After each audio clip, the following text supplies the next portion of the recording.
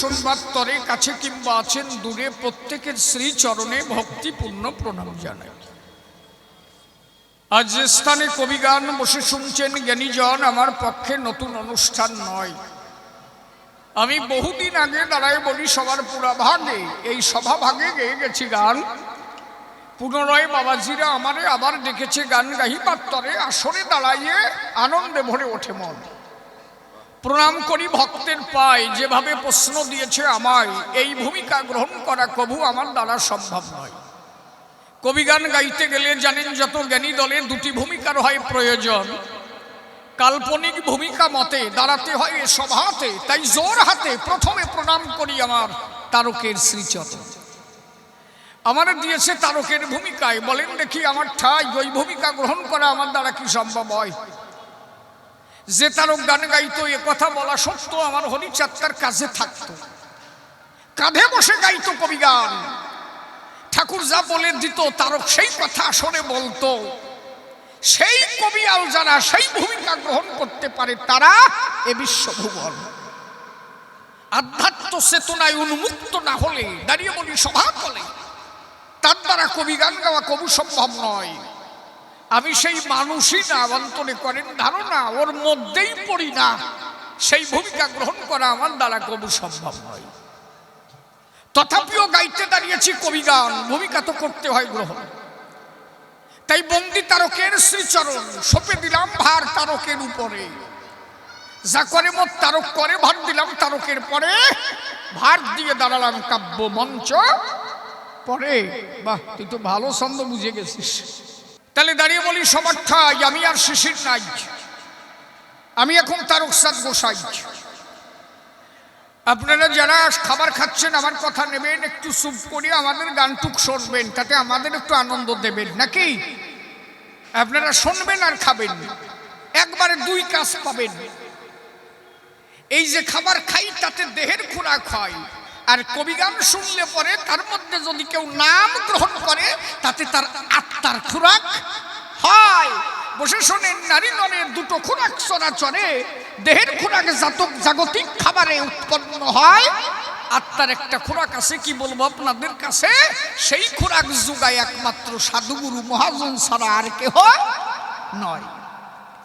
তাহলে চুপ করে থাকেন জ্ঞানীজন, যেভাবে আলোচনা সভাস্থান। আমি এখন তারক হইয়া সভাতে দাঁড়াই, বলে কালীর সাথে কি সম্পর্ক, তাই তো সভামতে তাই করিও বর্ণন। কালী কেন মতুয়াদের এত ভালোবাসে বলো দেখি সভা পাশে, একটু রসাভাসে সেসব কথা করিও বর্ণন।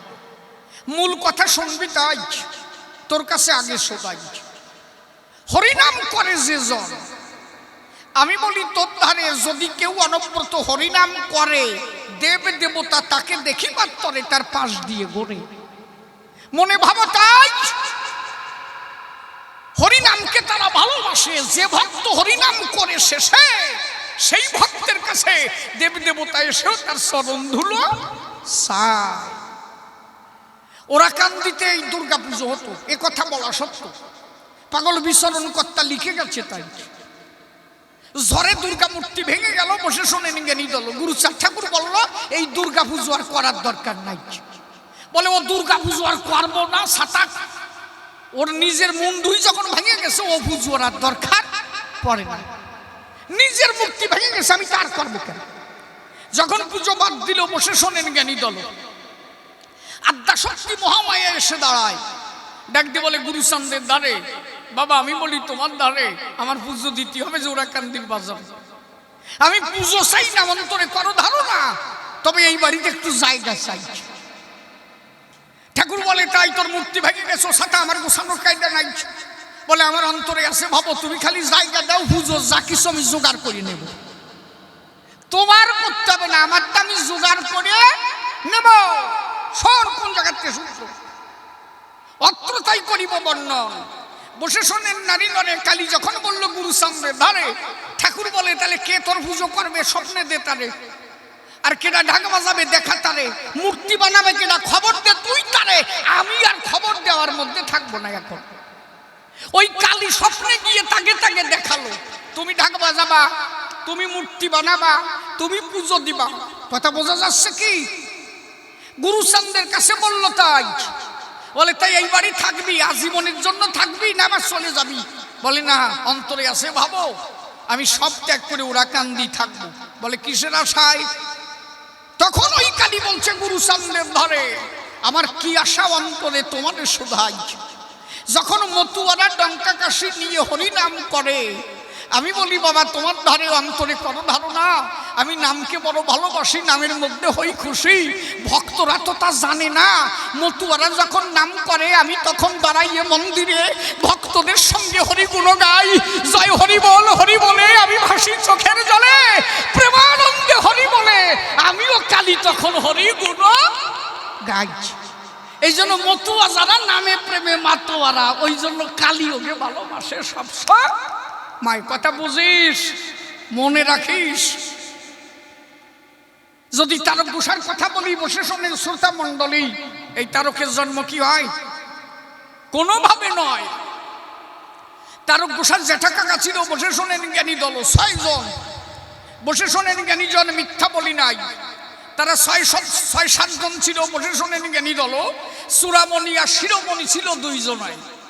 এই চূড়ামণি শিরোমণি বসে শোনেন জ্ঞানী গুণী, ওরা দারোগার চাকরি করে কাটোয়ালি থানায় কলকাতায়।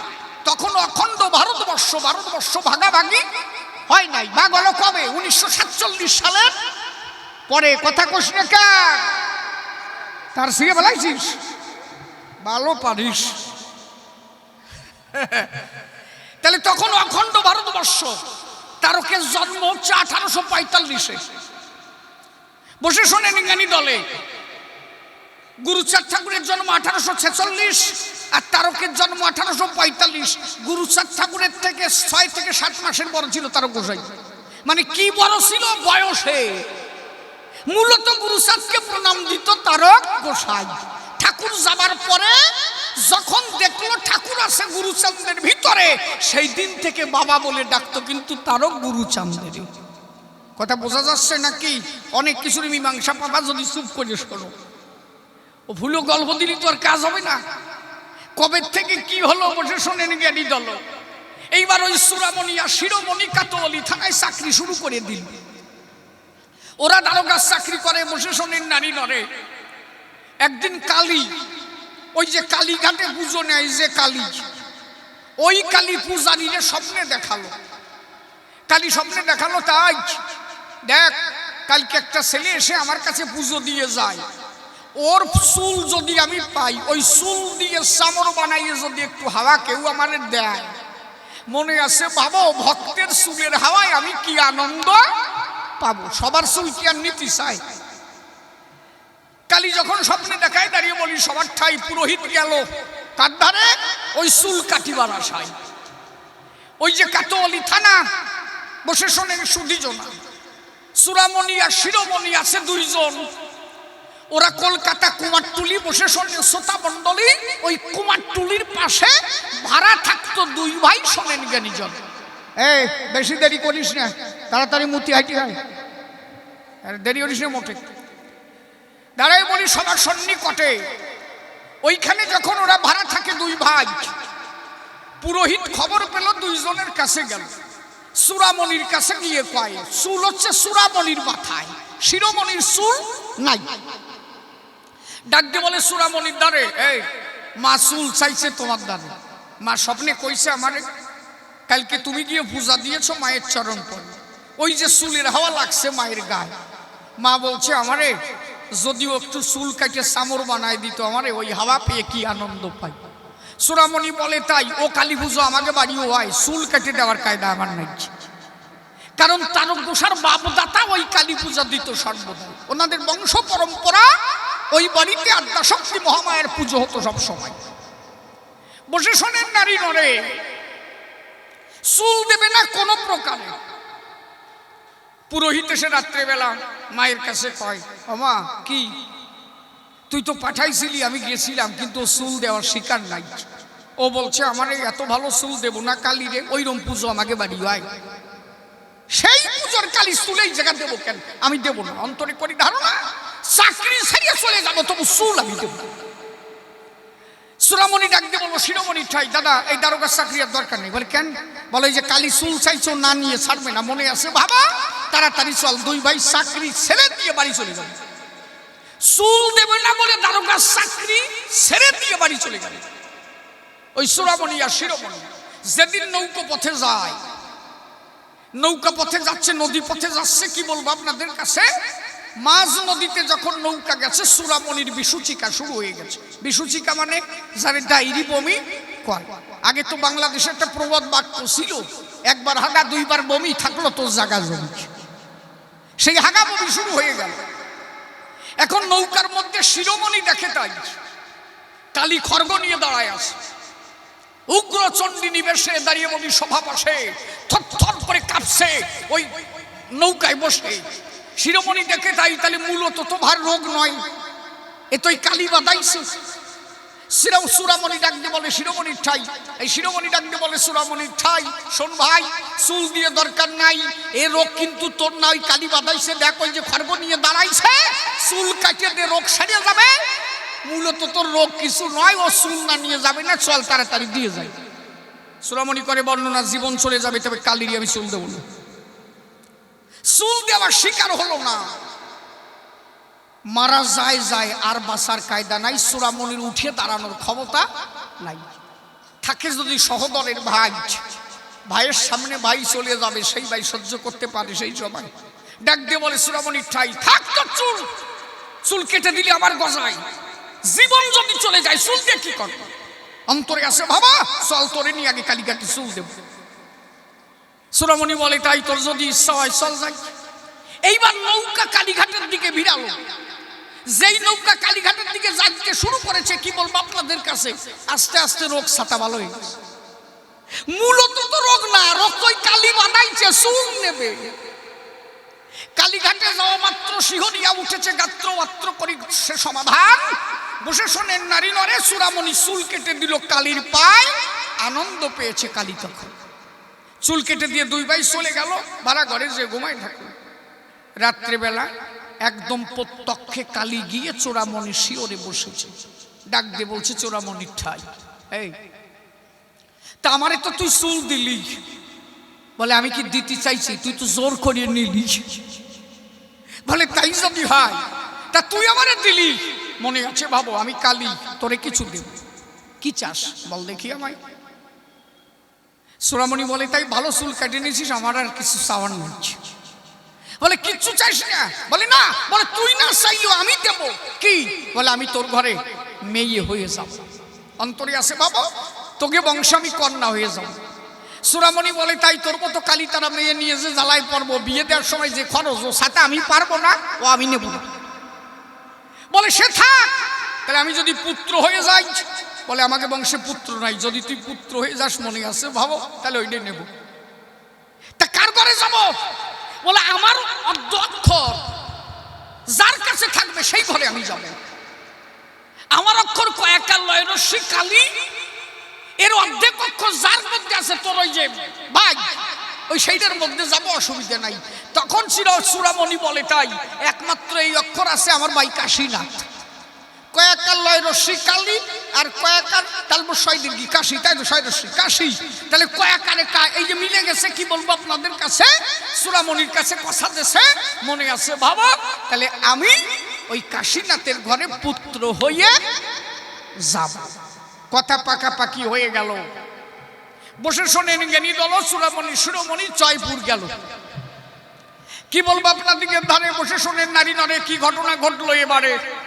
দাঁড়ায় বলি ধর্মসভার গায়ে ওই যে হতো তারক গোসাইদের বাড়ি যে কালী পূজা, সে পূজাতে পেত মজা।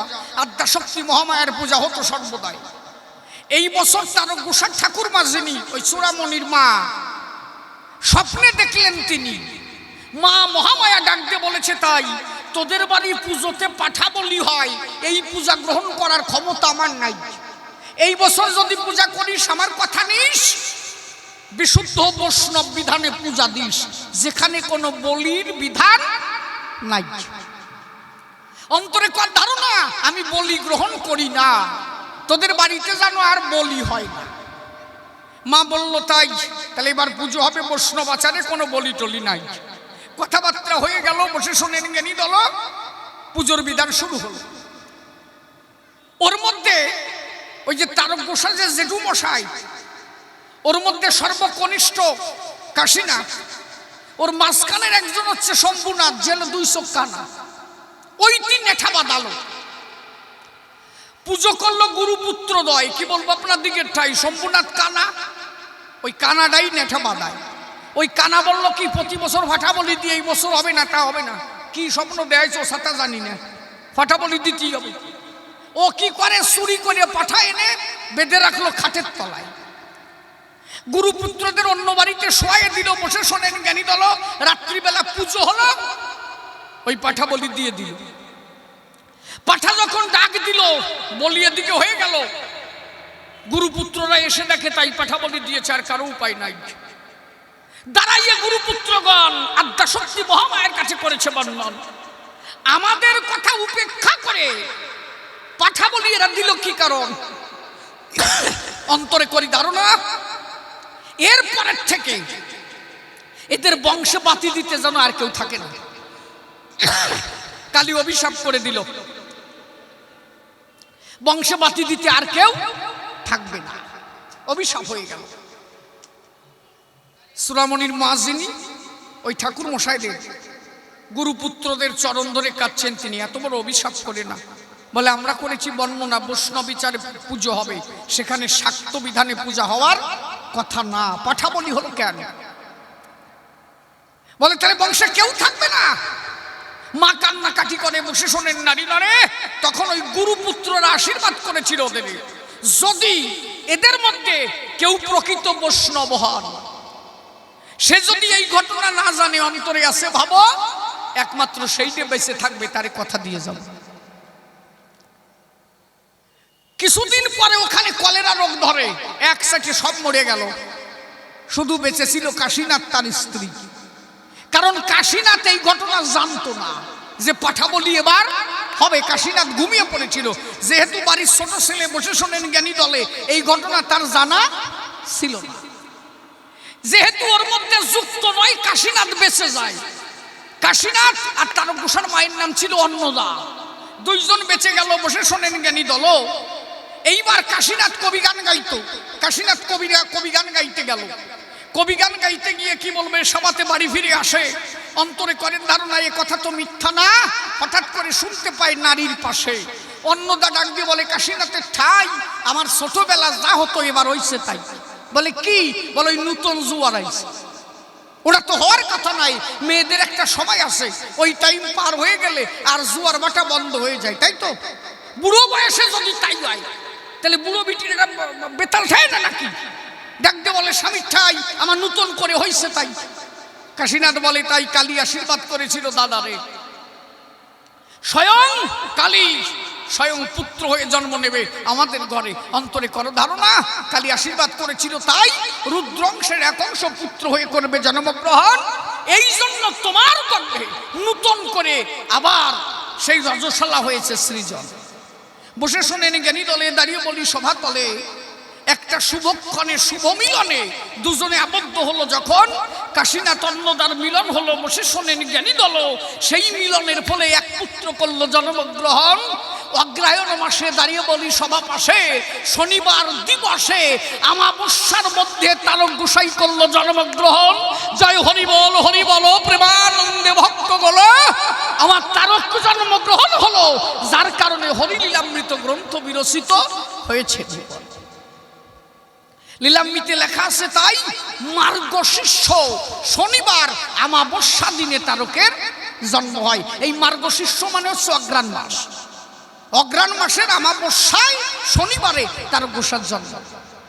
তাহলে দাঁড়িয়ে বলি সভা তলে, বসে শোনেন জ্ঞানী দলে, ওই যে কালীর কৃপা তারকের মধ্যে থেকে যায়। এই জন্য অন্তরে করেন ধারণা, মূলত কথা ওই জায়গা না, বিষয়টা হচ্ছে তাই যারা করে হরিনাম তাদের পরে মনস্কাম, আর হরি ভক্তকে ভালোবাসে সর্বদেব তাই। এই জগতে যত দেব দেবতা আছে, কি বলবো আপনাদের কাছে, তারা সবাই হরি ভক্তকে ভালোবাসে পাশে। অন্তরে করে ধারণা, তা যদি না হয় তাহলে রুহিদাসের চন্দ্র কাঠায় গঙ্গা উদয় হতে পারে না। রোহিদাসের চরণ ধৌত জল, দাঁড়িয়ে বলি সভাতল, গঙ্গা পাবে বলে মিথ্যা কথা নয়, গিয়েছিল চামড়া কাঠায়, দাঁড়িয়ে বলি সবার ঠাই, সেই ভক্তের চরণধুলি গঙ্গাও নিয়েছিল গায়। এই জন্য আমার অশ্বিনী গোসাই লিখেছিল, রোহিদাসের চম্র কাঠায় ডাকলেন গঙ্গা হলেন উদয় রে, আছে শাস্ত্রে তাই প্রচার, বলে তারক চন্দ্র সার সন্ধ, অশ্বিনী হও নির্বিকার, নারকেল বাড়ির গোলক পাগল রে, ওজার মহিমায় অপা। তাহলে অন্তরে করেন ধারণা এ কথা তো মিথ্যা না, দাঁড়িয়ে বলি ধর্ম সবার গায়, হরিনাম যারা করে কি বলবো সবাধারে, হরি ভক্তকে ভালোবাসে কালী আমরা জানি তাই। আর কি কইছে বল দেখি আমায়, কলে কোন ভাবে পুজো দিলে মা প্রসাদ খায়, সে কথা তো কইছি সবাই। তারপরে বিশুদ্ধ আকার একটু পূজা দিতে চাই। এখনকার পূজার বিধান বসে শোনেন জ্ঞানীজন, এই পূজায় মা সন্তুষ্ট নন। যেভাবে পূজা দিলে মা সন্তুষ্ট হয় সেই পূজার হয় কোন জায়গায়? সেই পূজা হচ্ছে বিশুদ্ধ আকারে হয়, পঞ্চম আকারে কালী পূজা হয়। ম শব্দে মুদ্রা, ম শব্দে মাংস, ম শব্দে মৎস্য, ম শব্দে মদ, আর ম শব্দে মৈথুন। যদি বলেন মাংস লাগে, হ্যাঁ লাগে। যদি বলেন মাংস লাগে, লাগে। যদি বলেন মৎস্য লাগে, মাছ লাগে। যদি বলেন মৈথুন ক্রিয়া, হ্যাঁ লাগে। কিন্তু সেই মদ, সেই মাংস, সেই মৎস্য, সেই মৈথুন এক জায়গা নয়। এর ভাব অর্থ দেখতে গেলে বসে শোনেন জ্ঞানী দলে দাঁড়ায় বলি সভা তলে, সেই কথা খুলে এবার কহিবারে চাই। মুদ্রা মানে কি? টাকা নয়। মুদ্রা মানে ব্যায়াম চর্চা। এই ব্যায়াম চর্চার দ্বারা দেহখানাকে আগে গঠন করা চাই। বসে শোনেন নারী নরে, যদি দেহ একবার ভেঙে যায় চরাচরে, না রাখলে সেই পিতৃসত্তা ধরে কুলকুণ্ডলিনী সত্তা তার জাগ্রত হয় না চরাচর। আগে দেহখানাকে ধরে রাখা চাই। যার অনব্রত পিতৃধন হয়ে যায় ক্ষয়, তার দ্বারা হরিধন প্রাপ্ত হওয়া কোনোদিন সম্ভব নয়। এই জন্য শ্রী গোসাই লিখেছে, যেজন রক্ষা করে পিতৃধন সেই সে হবে বাপের বেটা বিচক্ষণ। ধন বিরাজ করে লয়ে রাসেশ্বরী রাস বিহারী মহারাস করে। তাহলে পিতৃধনকে রাখতে হয় ধরে। এইটা ধরতে গেলে অনেক আছে ছেলে যারা স্বপ্নের ঘরে মূল সত্তা হারায় ফেলে, হয় কি না? তাহলে দেহ যদি কারো সঠিক নয়, দাঁড়িয়ে বলি সবার ঠাই, ওই সত্তা তো ধরে রাখার কায়দা তা জানা নাই, নষ্ট হয়ে যাবে যে কোনো মুহূর্তে যে কোনো জায়গায়। এই জন্য দাঁড়ায় বলি ধর্ম সভাস্থান। আগে মূল সত্তা ধরে তুমি করো সাধন ভজন, সেই যে মূল সত্তা ধরে রেখে সাধন ভজন হবে। এই দেহখানা পরিপূর্ণ করতে আগে মুদ্রা চর্চা হবে। এই যে মুদ্রা মানে ব্যায়াম চর্চা বলি সবার ঠাই, ব্যায়ামের দ্বারা দেহখানা ঠিক করা চাই। পাগল বিজয় সরকারের একটা গান দেখবেন, লেখা আছে, রেশক পুরক কুম্ভকাদি নামে ঘটায় জীবের ভাব সমাধি। একমাত্র রেশক পুরক কুম্ভকের দ্বারায়, একমাত্র নামের দ্বারা সেই প্রেম প্রাপ্তি হয়। আর এক হতে পারে রেশক পুরক কুম্ভকের দ্বারায়। কি হচ্ছে রে? দাঁড়াইয়া বলি আমি ধর্ম সভাস্থান,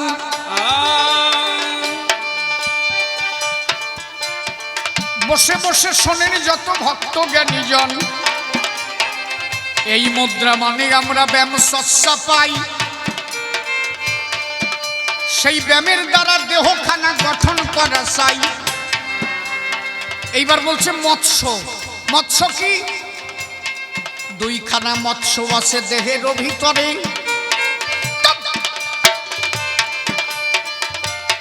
শ্বাস আর প্রশ্বাস বলে দেখো যারে, হংস বীজ যাহার মধ্যে যাওয়া বাসা হয়। আরে সহং সহং মন্ত্র যার হচ্ছে সর্বদাই। এই হাওয়া যাওয়া আসা করে না? খাসার ভিতর অসীম পাখি কেমনি আসে যায়। এর ধরতে গেলে আগে তোমার হাওয়া খাওয়া চাই। 8 আঙুল ভিতরে আর 12 আঙুল বাইরে। সাধুগুরু মহাজন তার খবর গুরুর ধারে, গুরুর কাছে গিয়ে আগে সেই খবর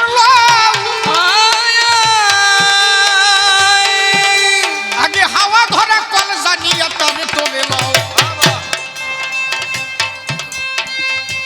যেখানে গেলে হাওয়া তোমার বেশি দেখো চলে, কোনো মতে যেও না তুমি সেই পথস্থলে। হাওয়া কোন জায়গায় বেশি যায়? সাপের মতো আওয়াজ হয় না, হয় কি না?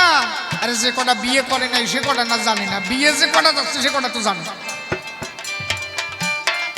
এর মধ্যে এক নাদ বিন্দু থাকে, এই নাদ বিন্দু ধরে যদি কেউ একবার রাখে, নাদ বিন্দু পিতৃসত্তা করিবে ধারণ।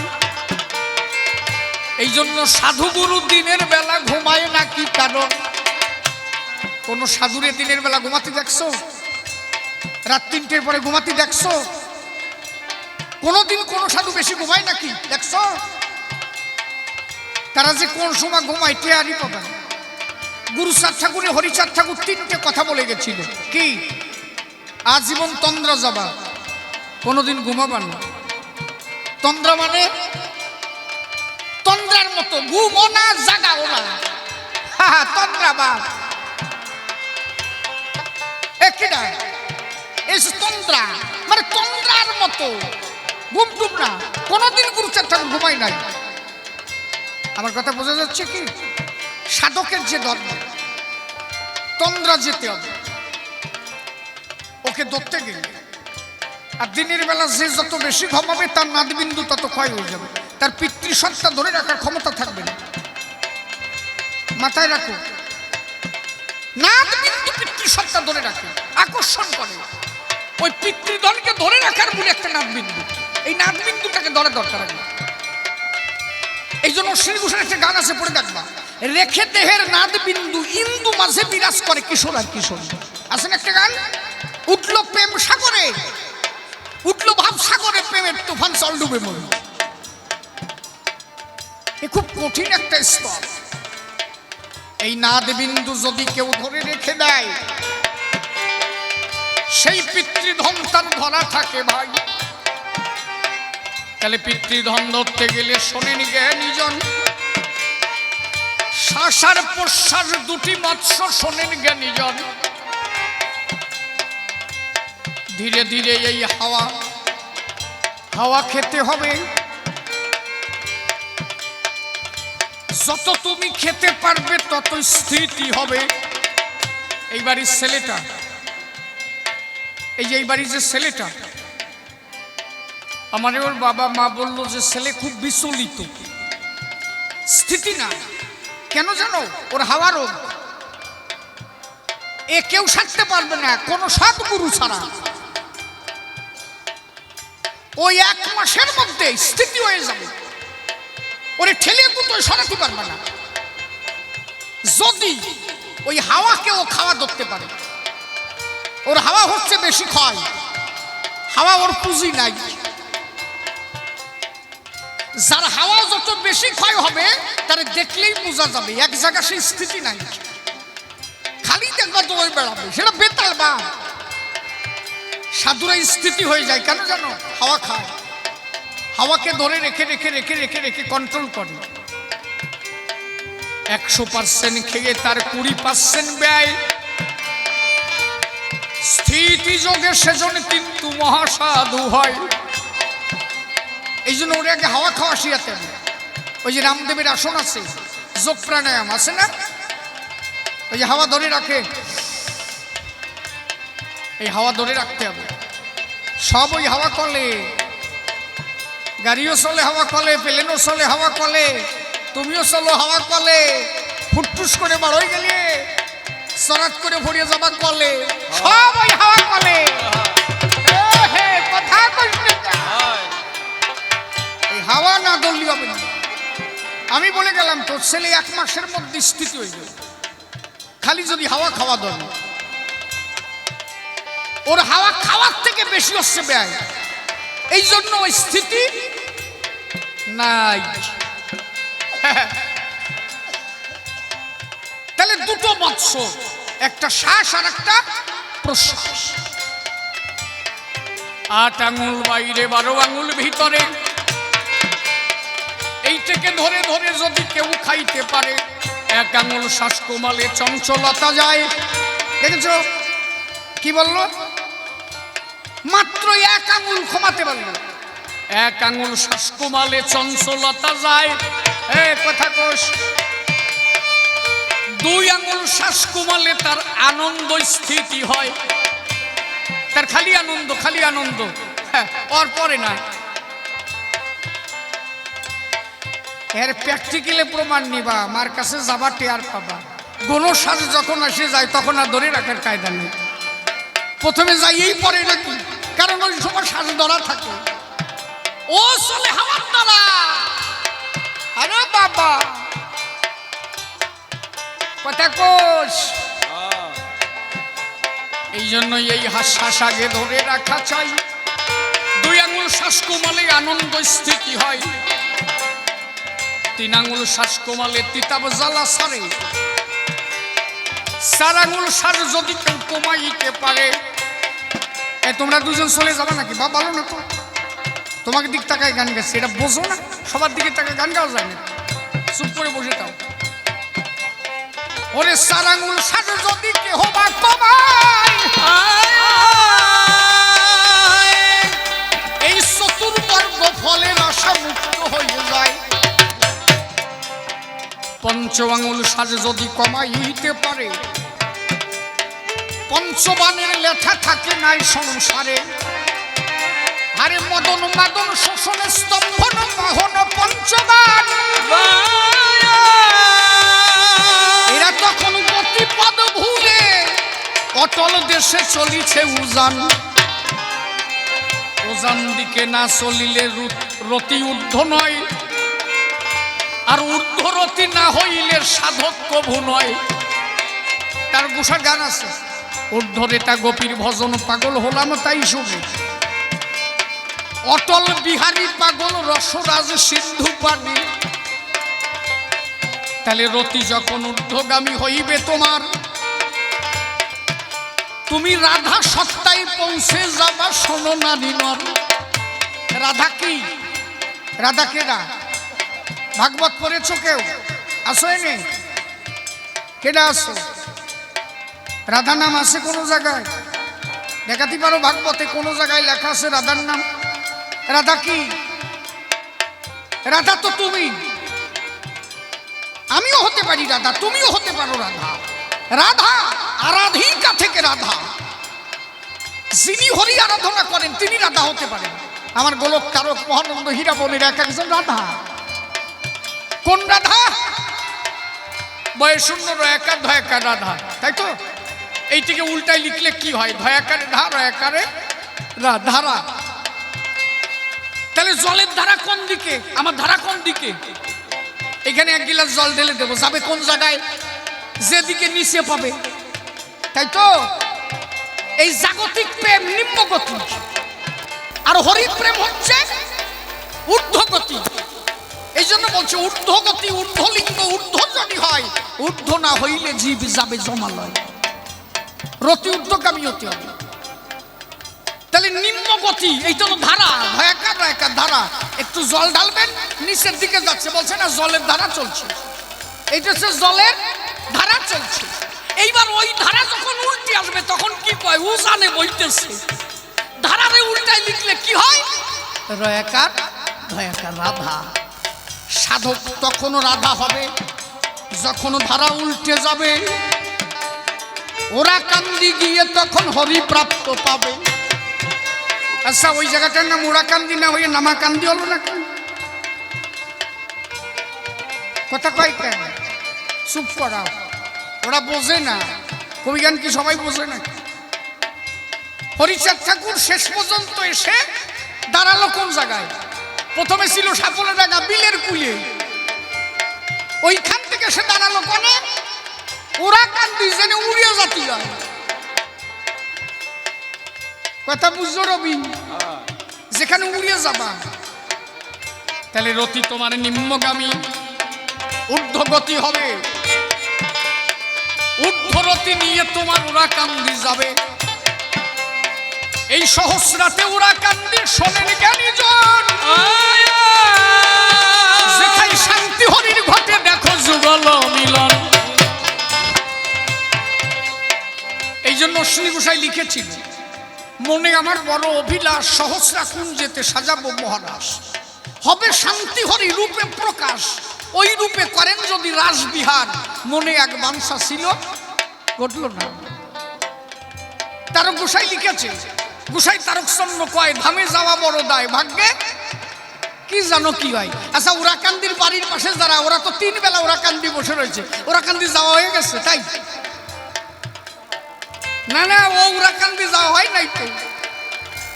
এই যে যে পুজো দিচ্ছে, এই পুজোই সেই পুজো, কি মনে হয়? আরে এই পুজো তখন খাবে যখন দেহের পূজা ঠিক হবে। তোমার কুণ্ডলিনী সত্তা যখন জাগ্রত হবে, তুমি পূজা দিলে মা সামনে এসে দাঁড়াবে।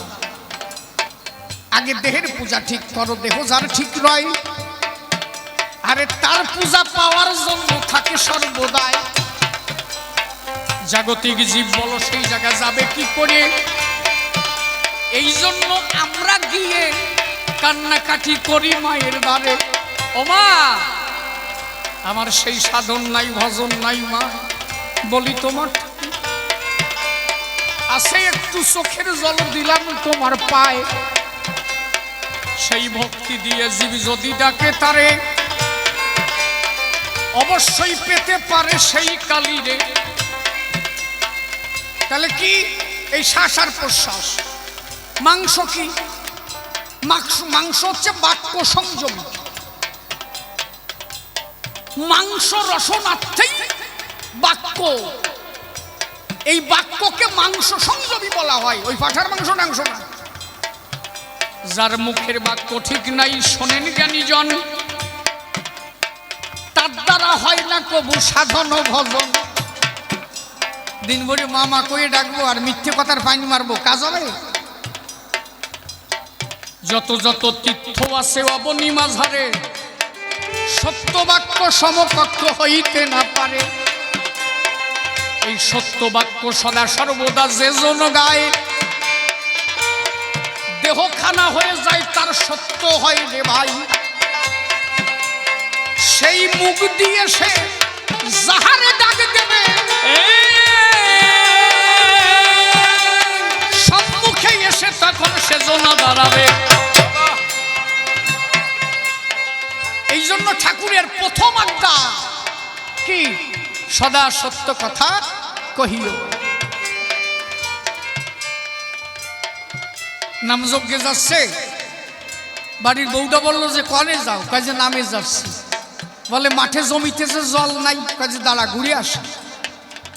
দেখে যে উপরের জমি যার জলে টাবুটুবু, আর ওলালো নিচের জমি শুকিয়ে গেছে।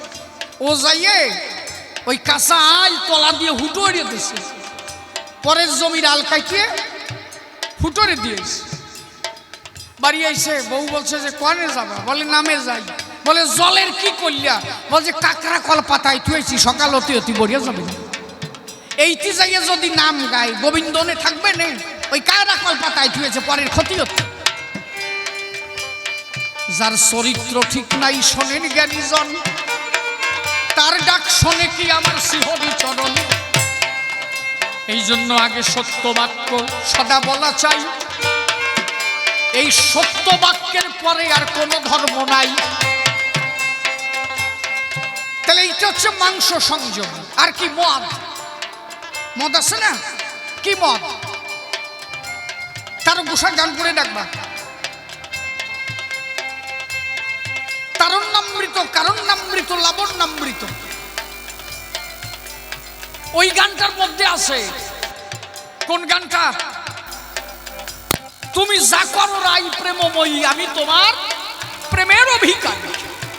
আমি বলি না, একমাত্র পূর্ণভাবে মতুয়া দর্শন যদি কেউ বোঝে, তার আর কোনো বই পড়তে হয় না। ওর মধ্যে আছে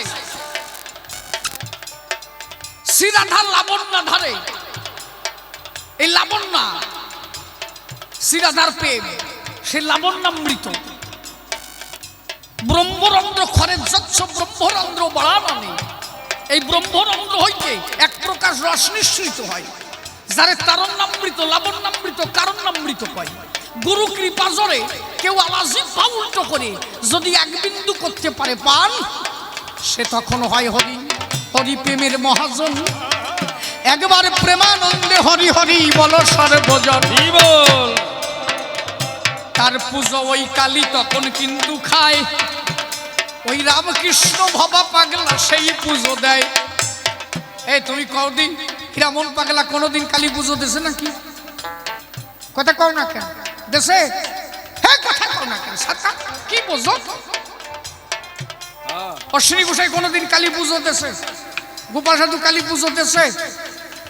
হ্যাঁ, তাই হিরামন যাওয়া মাত্র দুর্গা দুধ দিল কেন? অত জীবনে দুর্গা পুজো দেয়নি। যে মাথার গলার উপর দিয়ে হাত দিয়ে বলে মা দুর্গার ঠাই, ওমা একটু দুধ দে, আমি দুধ খেতে চাই, জীবনে তার এটাই নেই। তোমার বললাম না হরিভক্ত যারা সব ভালোবাসে তার, যারা ছিল দ্বারে সবাই মনেতে ভাবিল এই মূর্তি ভেঙে যাবে পাগল, কি শুরু করিল। হাতখানা গলার উপর দিয়ে ডাক দিয়ে কয়, কতদিন পরে দেখা রে ভাই, একটু দুধ খেতে চাই। মামা মামা বলে হীরামন চোখের জল ফেলায়, বুকের আসল খুঁজে যখন মুখ দিয়ে টান দেয়, হাজার হাজার ভক্ত তারা দেখিবারে পেল ওই মাটির মূর্তির মধ্য থেকে দুগ্ধ নিঃসরিত হলো। সবাই বলে ধন্য ধন্য হীরামন পাগল, একবার প্রেমানন্দে হরি হরি বল জ্ঞানী হরি বল হরি বল। এখন যদি কই হীরামন কালী পুজো দেশে দেশে, হীরামন কি কইছে জানো? শ্রী হরি চাঁদকে হৃদপদ্মে রাখি, অন্য দেবদেবী মূর্তি চোখে নাই দেখি। তাহলে এহেন কথার পরেও মহামায়া তার দুধ দেশে কেন? তাদের পুণ্য হয়েছে সাধন ভজন মনে রেখো, তাই পরম হরি ভক্ত, তাই তাদের সবাই ভালোবাসে রে ভাই। গোলক পাগল নদীর মধ্যে নৃত্য করেছে, গঙ্গা এসে দাঁড়াইছে। আমার গোসাই আস্তে, অশ্বিনী গোসাই ভাবলো এ জীবন আর রাখবো নাই আমি তবিল ভেঙে এ জগতে হইলাম বেদামি। ওই সময় গান লিখেছিল অশ্বিনী গোসাই ছেলের নাম অমূল্য গোসাই। অমূল্য গোসাই যখন জন্ম হলো অনিচ্ছাকৃত, উনি তো সন্তান নেবে না ওনার স্ত্রীর জন্য, তখন উনি বললো যে আমার দেহ থেকে বিন্দু ক্ষয় করলাম, এই দেহ আর রাখবো না। গিয়ে ঝাঁপ দিল নবগঙ্গার ভিতরে। আহা, কোনদিন কি গঙ্গা পূজা দিয়েছে গোসাই সরাসর? অত কোনদিন গঙ্গা পূজা দেয় না, কিন্তু গোসাইকে পাওয়া মাত্র মাতর বাহিনী গঙ্গা ভাসিয়া উঠিল। কাঁধের পরে নিয়ে নৃত্য শুরু করে দিল। বলো আমার মা, আমি এসেছি কেন জানিস? আমি গুরু সাদের তবিল ভেঙে হয়েছি বেদাবি, এই জন্য তোর কাছে ছুটে এসেছি আমি। আমায় গ্রহণ কর মা, এ জীবন আর রাখিব না। জন্মের মতো দেব বিসর্জন মা, তোর কাছে মরব না। ডাক দিয়ে গঙ্গা তখন অশ্বিনী রে কয়,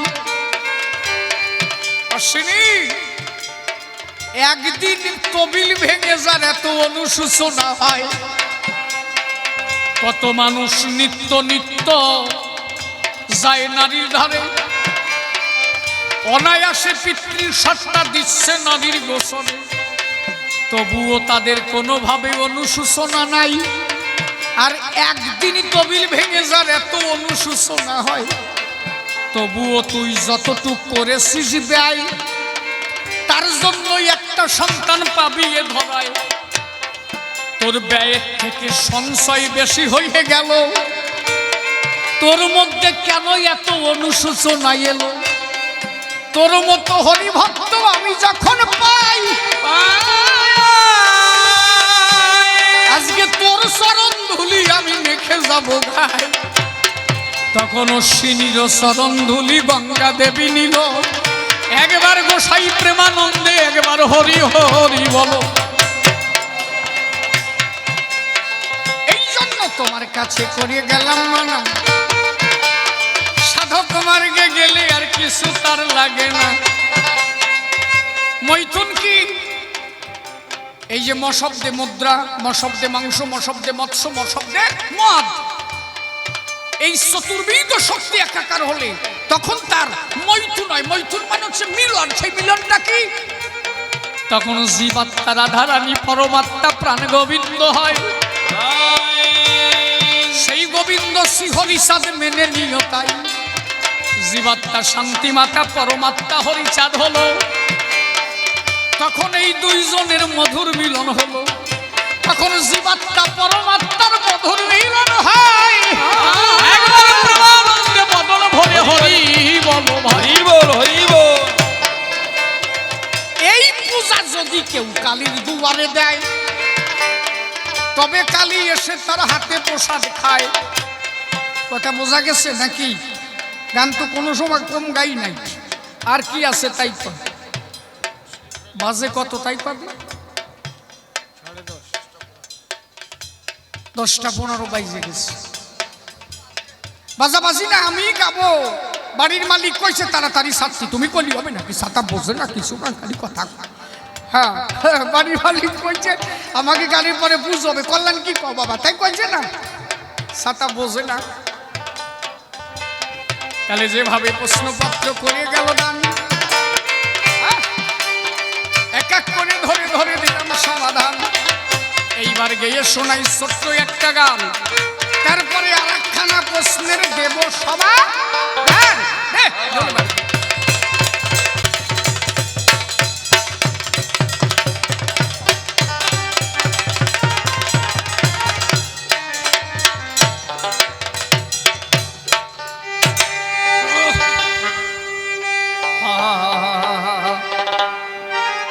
আসতে বাজাও।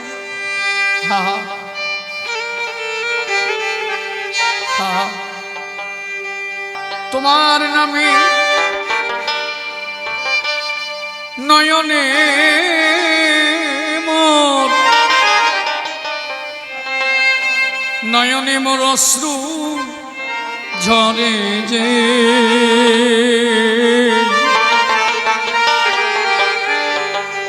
তুমি আছো দয়ালামা বড় প্রমাণ সে। তোমার নামে নামে অশ্রু ঝরে যে। তুমি আছো দয়ালামা বড় প্রমাণ সে। তোমার নামে নয়নে অশ্রু ঝরে যে। তুমি আছো দয়ালামা বড় প্রমাণ সে।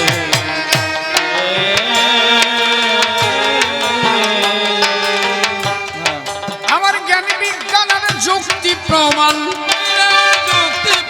আমার জ্ঞান বিজ্ঞানের যুক্তি প্রমাণ কোনো কিছুর দরকার নেই। তুমি আছো দয়ালামা বড় প্রমাণ সে। তোমার নামে নয়নে অশ্রু ঝরে যে। তুমি আছো দয়ালামা বড় প্রমাণ সে।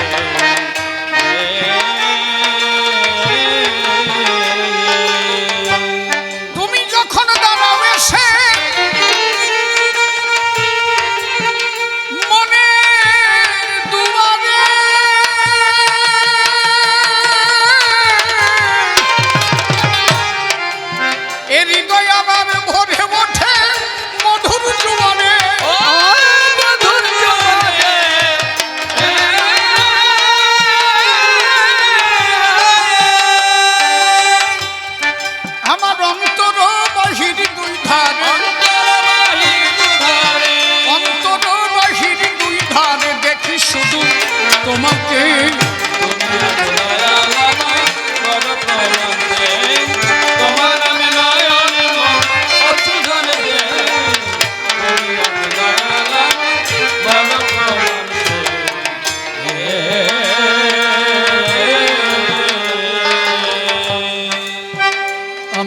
ঘুরিতে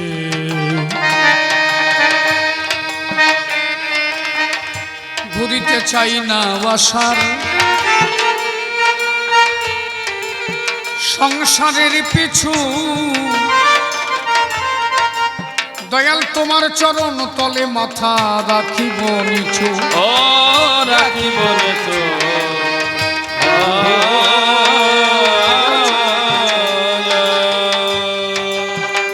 আমি ঘুরিতে চাই না বাসার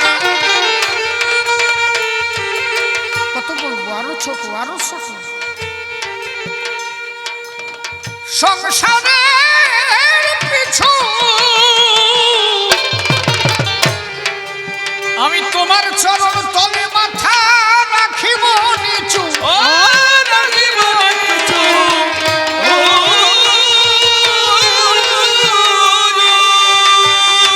আছে আমার বলতে যাহা কিছু আমার বলতে যাহা কিছু আছে আমার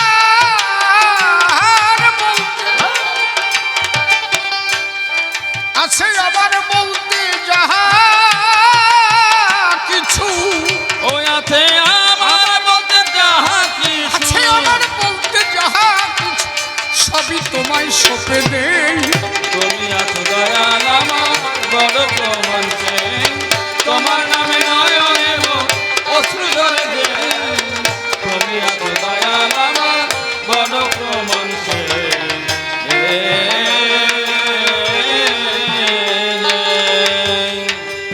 তুমি দাও না ধরা যাও না দূরে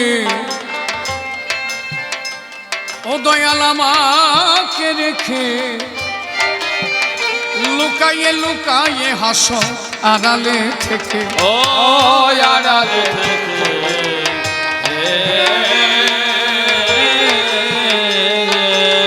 ওরে দাও না ধরা যাও না দূরে প্রভু হে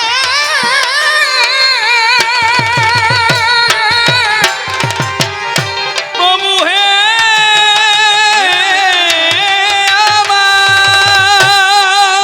তুমি দাও না ধরা যাও না দূরে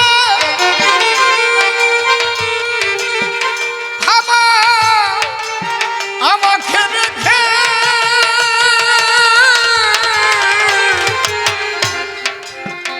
লুকাইয়ে লুকাইয়ে হাসো আড়ালে থেকে ও আড়ালে থেকে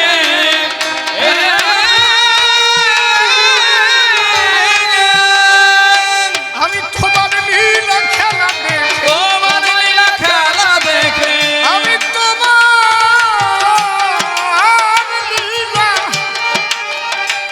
হরি হে তোমার লীলা খেলা দেখে তোমার লীলা খেলা দেখে আমি তোমার লীলা খেলা দেখে মন প্রাণের স্বাদ নিতেই তুমি আছো দয়াল আমার বড় প্রমাণ তোমার নামে নয়নে অশ্রু ঝরে যে তুমি আছো দয়াল আমার বড় প্রমাণ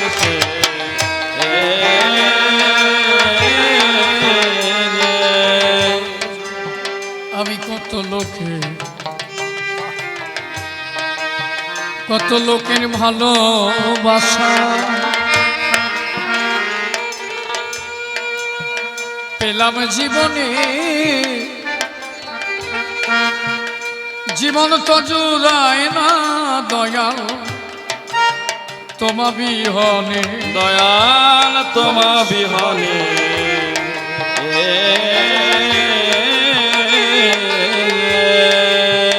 আমি কত লোকের ভালোবাসা পেলাম জীবনে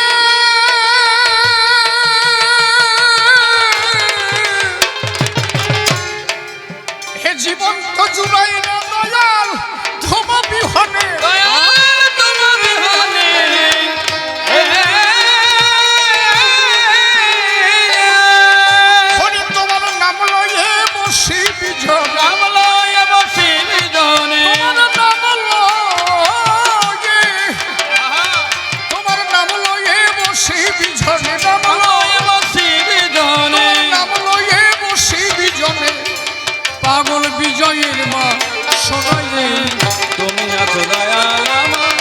বড় প্রমাণ সে তোমার নামে নয়নে অশ্রু জানে যে তুমি আছো দয়াল আমার বড় প্রমাণ সে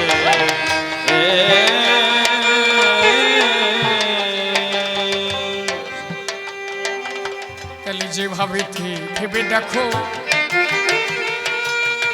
সভ্য সভাস্থান সহজে কি মানুষ কান্দে ভেবে দেখো মন তারে বলে আসে চোখের জল এটা সহজলব্ধ নয় শুধু শুধু কি তারে বলি কারো কান্না পায় তার নামে এমন কি বা আছে তার নাম নেওয়া মাত্র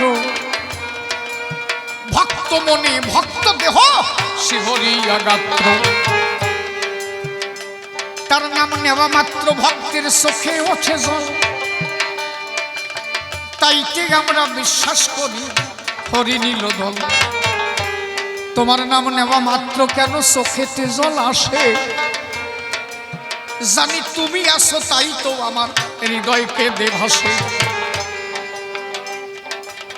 একটা মানুষকে সহজে কান্দানো যায় বাবা আপনি নিজে কখনো কেঁদে দেখেছেন জোর করে কাউকে কান্দানো যায় একটা লাঠি দিয়ে বাড়ি দিলে উল্টে আর একটা বাড়ি দেয় কিন্তু নামের মধ্যে এমন কি আছে এমন কি পাওয়ার মধ্যে দেওয়া ভক্তের মধ্যে বসা মাত্র সেই নাম নেওয়া মাত্র ভক্তের টপ টপ করে চোখে জল আসে কাজী নজরুল ইসলাম একটা গান লিখেছে না সখী সে হরি কেমন বল নাম শুনে যার এত প্রেম জাগে চোখে আনে এত জল সখী সে হরি কেমন বল যার নাম নেওয়া মাত্র কে বলেছে তোরে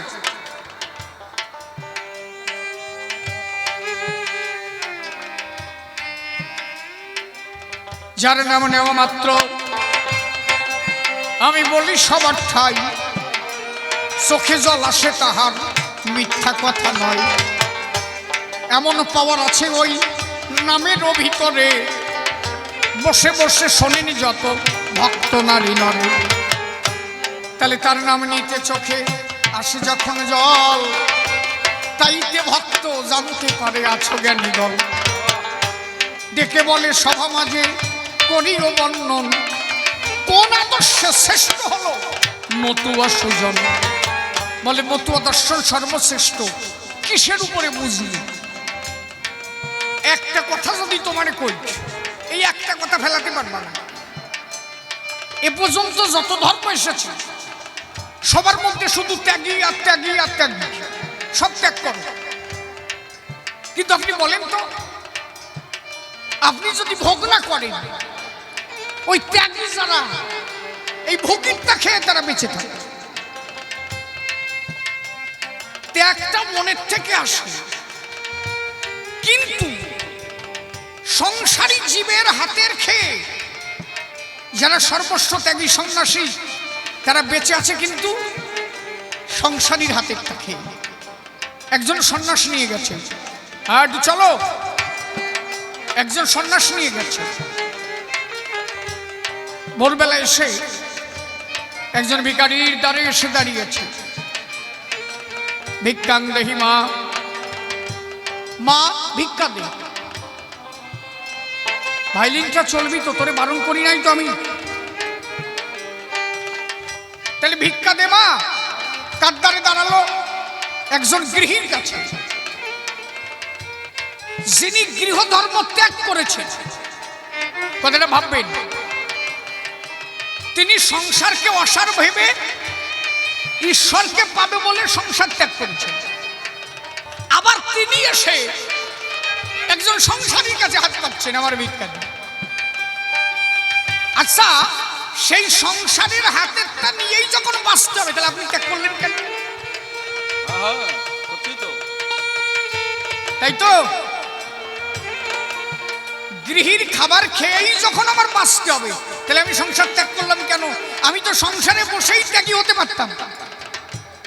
হরিচাঁদ ঠাকুর এই দর্শনটা দিয়েছিলেন কি, করিবে গার্হস্থ্য ধর্ম লয়ে নিজ নারী, আরে গৃহে থেকে নেশিবান পস্তি ব্রহ্মচারী, ঋতু রক্ষা করিবে জীবহত্যা ভয়, কেহবাস পূর্ণ সন্ন্যাসী নিষ্কাম আশ্রয়।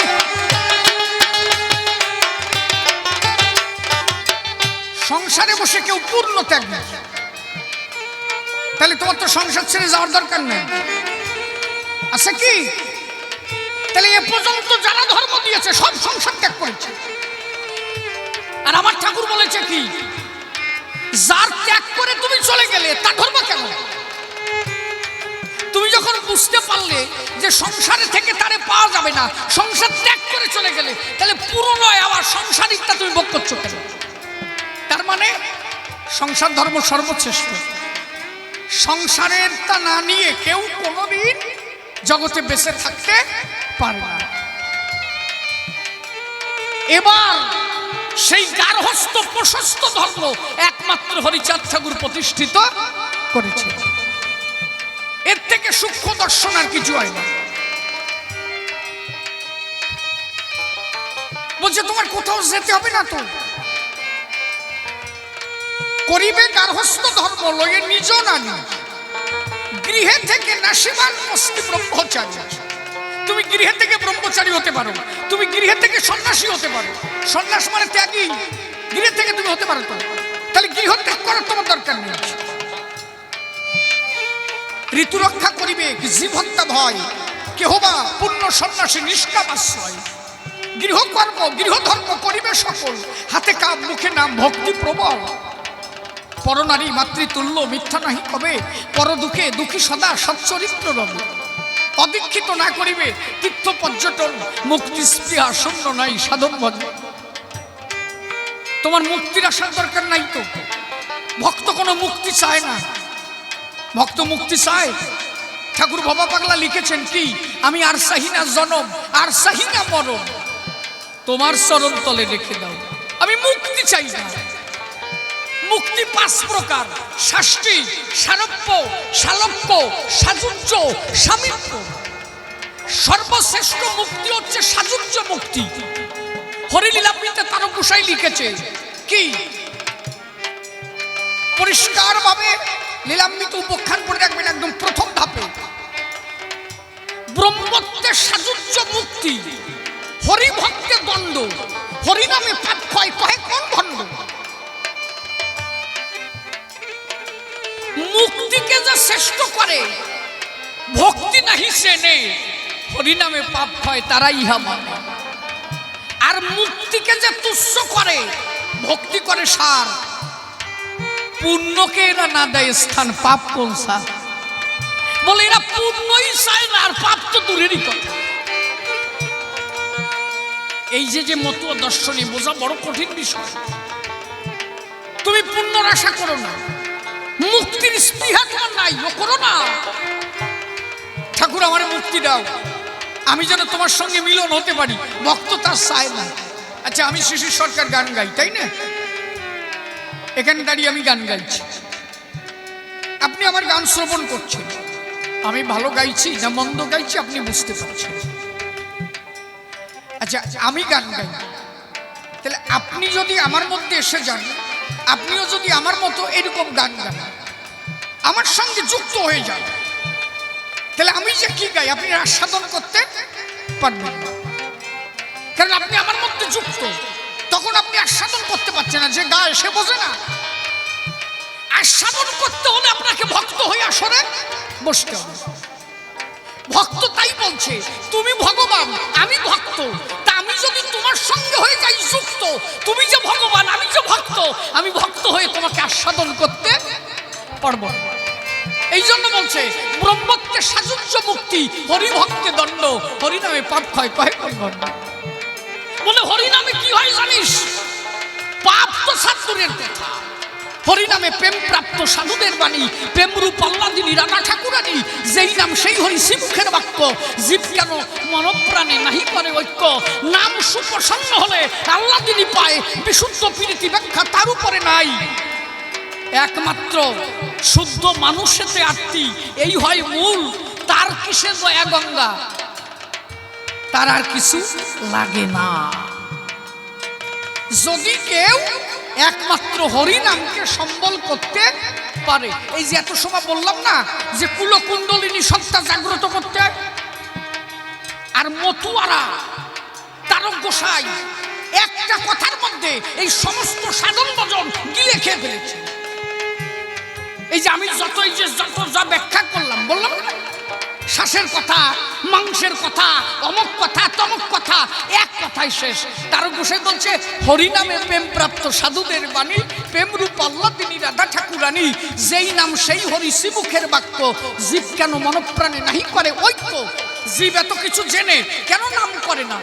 নাম সুপ্রসন্ন হলে আল্লাদিনী পায়। যদি নাম একবার সুপ্রসন্ন কারো মধ্যে হয়ে যায়, তার আর এই সাধন ভজনের দরকার হয় না। নামের মধ্যে দিয়েই কুলকুণ্ডলিনী তার জাগ্রত হয়।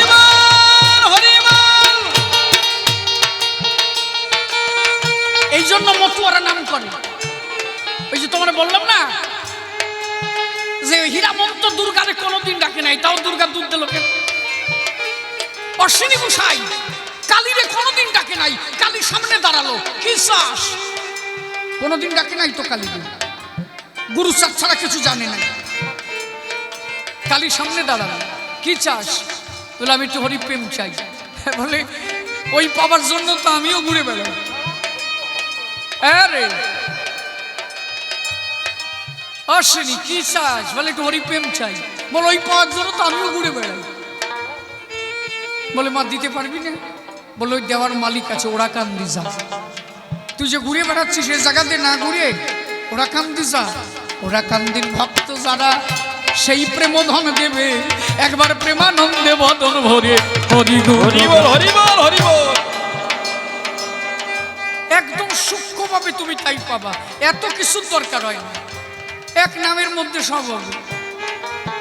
আমার গোলক তারক মহানন্দ আরো হীরামন, সেই নামের মধ্যে পেয়েছিল শ্রীহরি দর্শন। তাহলে তুমি বললে কি কি এমন সূক্ষ্ম তত্ত্ব দিলেন? এ পর্যন্ত যত ধর্ম দেখেছেন সমস্ত ধর্মের মধ্যে একটা জাতাজাতি শুরু হয়ে গেছে। আদিতে যে সনাতন ধর্ম ছিল, মাঝখানে সেইটাকে নষ্ট করে দেওয়া হলো ব্রাহ্মণ্যবাদ গ্রন্থের দ্বারায়। আপনি বলেন তো, এটা যদি সামান্য জ্ঞান থাকে কারো, আসতে যদি কারো সামান্য জ্ঞান থাকে সেও বুঝতে পারবে, পূর্ণ জ্ঞানের দরকার নেই। আমার একজন বাবা আছে, তার একজন বাবা ছিল, তার একজন বাবা ছিল, বাবার বাবা, বাবার বাবা, বাবার বাবা, বাবার বাবা, শেষে যেহেতু একজন বাবা, তাই তো? তাহলে সেই বাবার থেকে যখন জগৎ তৈরি হলো, সেখানে তো কেউ কারো ছোট বড় ভেদ বৈষম্য ছিল না। ইতিহাস সাক্ষী দিয়েছে, মানুষ গোষ্ঠীবদ্ধভাবে বনে জঙ্গলে থাকতো, সবাইকে এক পাতে খেত, পশু পাখি পুরাই মেরে খেয়েছে, কেউ কাউরে বইতেও দেয় নাই, আর কেউ কারো সুন্নত দেয় নাই, আগাও কাটে নাই। তখন কোনো জাত ছিল না, এক জাত, মানব জাতি। এইটা হচ্ছে সত্য যুগে, এইটাই ছিল সনাতন ধর্ম, যা চিরন্তন সত্য, শাশ্বত সনাতন। যেখানে ধর্ম বলতে সদা সত্য কথা কয়, একই মানব জাতি, দুটো জাতি, পুরুষ আর প্রকৃতি। এই থেকে মাঝখানে নষ্ট করে দেয়া হলো, কি করে? বিভিন্ন বৈদিক ধর্মগ্রন্থ দিয়ে। কি হলো? এইবার যখন এদের মধ্যে একটু জ্ঞানের সঞ্চার হলো, এরা দেখলো কি এইবার জাতি ভাগ করলো। কিভাবে লিখলো? ব্রহ্মার মুখের থেকে যার জন্ম হলো এরা ব্রাহ্মণ, ব্রহ্মার হাতের থেকে একজন হলো তারে বলে ক্ষত্রিয়, তাই তো? চরণের থেকে যে হলো সেইটা হলো শূদ্র। এই হাবিজাবি আরম্ভ করে দিল, দিয়ে মূল সনাতন ধর্মটাকে নষ্ট করে দিল, জাতাজাতি ঢুকিয়ে দিল। এইবার কি? এইবার সনাতন ধর্মের মধ্যে ঢুকলো কি মন্দিরে কোনো নমশূদ্র ঢুকলে সে প্রসাদ গ্রহণ করা যাবে না। এই যে বাতাসা সরাসরি আরম্ভ হলো কোন জায়গার থেকে? আমার সমাজের মানুষ মন্দিরে ঢুকতে পারত না, তাই ব্রাহ্মণরা ওই মন্দির থেকে প্রসাদ ছুঁড়ে দিত, এরাই উঠোনে দাঁড়ায় খেত। ওই সাইডে কি এই সেই সরানো ভাব। তাহলে মূল যে সনাতন ধর্মটা ছিল, মাঝখানে এই ধর্মটাকে নষ্ট করে দেওয়া হলো। মূলত এগুলো তো ধর্ম না, মানুষে মানুষে ভেদাভেদ, এটা কোন ধর্ম হতে পারে? ধর্মের একই বাণী, সেখানে একই জাতি, সবাই আমরা মানব জাতি। মুসলমান বলতে আলাদা জাতি যদি ভগবান করে পাঠাতো, তিনি কানের ফুটো দেশে, নাকের ফুটো দেশে, গলায় ফুটো দেশে, তাহলে আগাটুক কাটিয়ে পাঠাতে পারত নাকি? সেটা করে নাই কেন? লালন বলেছে সুন্নত দিলে হয় মুসলমান, নারীর তবে কি হয় বিধান, ব্রাহ্মণ চিনি কইতে প্রমাণ, ব্রাহ্মণী চিনি কি করতে। তাহলে হিসাব মতো একই জাতি, আমরা সমাজে এই জাতাজাতি করে সমাজটাকে নষ্ট করে দিয়েছি। আমার সনাতন ধর্মের মধ্যে এই জাতাজাতি শুরু হয়ে গেল। রামকান্ত বৈরাগী গোবিন্দ পূজা দিতে গেল, তাকে লাঠি পিটা করা হলো। কেন? রামকান্ত নমশূদ্র বলে গোবিন্দকে স্পর্শ করতে পারে। সেইখানে হরিচাঁদ ঠাকুর, সেই যে সত্য যুগে যে সনাতন ধর্ম ছিল, মাঝখানে যে ভণ্ডামি ঢুকে গেল, এইগুলো কাটছাট করে উনি নূতন করে আবার সেই ধর্ম প্রতিষ্ঠিত করলেন, যার নাম দিলেন সূক্ষ্ম সনাতন। কি?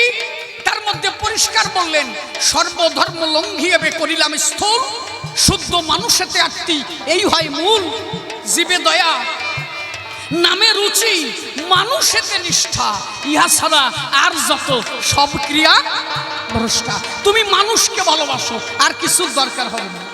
মানুষের মধ্যে যেন ভেদ বৈষম্য না থাকে। যদি কেউ বলে যে এই যে মতুয়ারা যে ধর্ম পালন করে সূক্ষ্ম সনাতন ধর্ম, এটা নতুন না, এই ধর্ম ছিল আদিতে, মাঝখানে ভণ্ডামি হয়ে গেল, তাই সেই আদি ধর্ম আবার পুনরায় সত্য যুগে স্বয়ং হরি অবতার ছিল, এবার আবার সেই হরি অবতার হয়ে সেই ধর্ম পুনরায় সূক্ষ্ম অতি সূক্ষ্ম তত্ত্ব তুলে ধরে জীবকে উদ্ধার করে গেল। মাঝখানে কিছু ভণ্ডামি এসে সনাতন ধর্মটাকে নষ্ট করে দেওয়া হয়েছিল। কথা বোঝা যাচ্ছে নাকি? একদম পরিষ্কার পরিষ্কার বললেন গার্হস্থ্য ধর্ম পালন করুন। যেখানে দাঁড়াইয়ে তার গোসাই পরিষ্কার বললেন, মহাপ্রভুর পরে হরিচাঁদকে কেন আসতে হবে? বলছে তিন যুগে পাষণ্ডীর মস্তক ছেদন, তিন যুগে পাষণ্ডীর মস্তক ছেদন, কলিতে পাষণ্ডী নাম অস্ত্রে দল। তিন যুগে যারা পাপী ছিল তাদের মস্তক ছেদন করে পাপ উদ্ধার করতে হলো, আর কলি যুগে পাপ উদ্ধার করতে নামের দ্বারা হলো। কলিতে নাম অস্ত্রে দলন, ধন্য ধন্য অবতীর্ণ চৈতন্য নিতাই, নাম দ্বারা উদ্ধারিল জগাই আর মাধাই। এর থেকে ভালো আর কিছু নাই। তার গোসাই জগাই মাধাই নিত্যানন্দ এবং মহাপ্রভু উদ্ধার করলো, তাদের ধন্য বলল। ধন্য ধন্য নিত্যানন্দ নিতাই, ধন্য ধন্য শ্রী চৈতন্য আর নিতাই, প্রেম দ্বারা উদ্ধার, নাম দ্বারা উদ্ধার করলো জগাই আর মাধাই। কিন্তু হরিচাঁদকে আসতে হলো কেন? সেই নাম প্রেমের মধ্যে কলি প্রবেশী। ভণ্ডামিটা শুরু হলো কোন জায়গায়? সেই নাম প্রেমের মধ্যে কলি প্রবেশিল, প্রকৃতির স্থানে বিন্দু প্লাবিত হইল। প্রকৃতির স্থানে মানে ওই যে বৈরাগীরা ব্যাগ ধরে দেখো নাই, পরের বিধবা নিয়ে টিয়া, হ্যাঁ, ওরা বলে যে আমরা যথাকার বিন্দু তথায় পাঠাবো, প্রকৃতির স্থানে বিন্দু কিছু না রাখিব। মানে ওরা ওই জায়গা মিলন হবে, কিন্তু পিতৃসত্তাই নারীর কাছে দেবে না। এই করতে গিয়ে ওই জায়গা ঢালিয়ে দিয়ে সলমাইয়া বানানি আরম্ভ হয়ে গেল। এই জন্য তারা গোসাই লিখেছে কি, প্রকৃতির স্থানে বিন্দু প্লাবিত হইল, সে কারণে এই বৈষ্ণবের খুঁটিনাটি খণ্ডন, কারণ সে কারণে অবতারের হলো প্রয়োজন। কথা বোঝা যাচ্ছে? একদম সূক্ষ্ম অতি সূক্ষ্ম তত্ত্ব তার গোসাই তুলে ধরেছে। হরিচাঁদ ঠাকুর তাই বলেছিল, এইসব ভণ্ডামি বাদ দিয়া একদম পরিষ্কার পালিবে গার্হস্থ ধর্ম লয়ে নিজ নারী গৃহে বসে নাসিবান পস্তি ব্রহ্মচারী ঋতু রক্ষা করিবে জীব হত্যা ভয় কেহ বা পূর্ণ সন্ন্যাসী নিষ্কাম আশ্রয় গৃহকর্ম গৃহধর্ম করিবে সকল হাতে কাম মুখে নাম ভক্তি প্রবল পরনারী মাতৃতুল্য মিথ্যা নাহি কবে পর দুঃখে দুঃখী সদা সচ্চরিত্র রবে অদীক্ষিত না করিবে তীর্থ পর্যটন মুক্তি স্প্রিয়া শূন্য নাই সাধন ভজন এই মূল ধর্ম আমার শ্রীহরিচা দিল একবার হরি শান্তি প্রেমানন্দে হরি হরি হরিবল হরিবল একদম সত্য সরল ধর্ম দিলেন আমার হরিচাঁদ গোসাই যাহার মধ্যে থেকে মোরা শ্রীহরিকে পাই অনেক ভাবে অনেক কথা বললাম সভা পরে এইবার ভাবের পালা দিয়ে গেলাম ছেড়ে তবে আর বেশি কথা বলবো না ছেড়ে দিয়ে যাব মোর কবির কল্পনা এদিকে আছে যত ভক্ত সুধীজন এদিনের প্রণাম সব করিবেন গ্রহণ গণপতি সভা মাঝে গেলে কোন জায়গায় তাড়াতাড়ি এসো দেখি ধর্মসভার গায়ে এবার গণপতি বাবু একখানা গান সবাই গাবে তারপরে দুইজনের মিলন দিতে হবে আমাদের গানের পরে হবে মায়ের পূজা তার মধ্যে আমরা সবাই পাবো মজা মাতৃপূজার আরাধনা করিব সবাই মা জাগ্রত না হলে কি হরি পাওয়া যায় শ্রীহরির আরাধনা যদি সবাই দেখো করে আর কিছু লাগে না তার বিশ্ব চরাচরে মতুয়া যারা তারা হরি নামে পরিরয় তাদের কাছে সন্তুষ্ট মা দেখি রয় মাতা তাদের ভালোবাসে বলি সভাস্থান এক এক করে সভা মাঝে দিলাম সমাধান তবে আর বেশি কথা বলবো না ছেড়ে দিয়ে যাবো বড় কবির কল্পনা এদিকে তুই আছিস আমি সকলে এই পর্যন্ত প্রথম পরে ভাবখান্ত হলো জয় জয় হরি শান্তি আত্মা শক্তি মহামায়া প্রেমানন্দে হরি হরি।